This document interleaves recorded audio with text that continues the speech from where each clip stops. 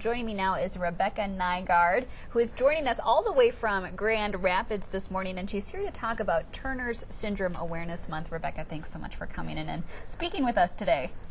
You're welcome. And so, Rebecca, I have to admit, I don't know much about Turner's syndrome, so share with me a little bit about the disease, and it affects you personally. Yes, it does. Well, basically what this is it's caused by a random mutation of chromosomes in a developing fetus, and it only occurs in 1 in every 2,000 females. Wow, so it's very rare. Yes, and there are a lot of medical issues that can come along with it. The main issue would be aortic dissection, which could happen suddenly. That's something in the heart, right? Yes. Okay.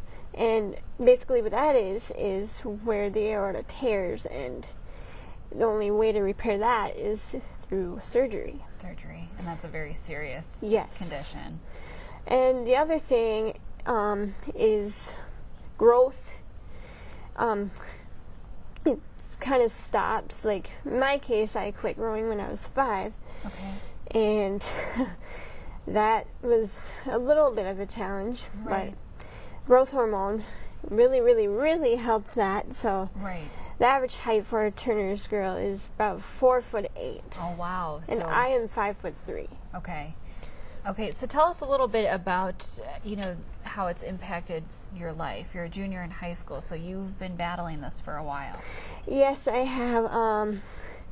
The physicians at Essentia Health are very knowledgeable, and of course I had to have surgery, but the surgeons there are also knowledgeable, and they knew what to do, and they're just very really guided you and your family throughout this time. So what are the symptoms? Tell people what the symptoms of Turner syndrome Well, like are. I said, growth stop.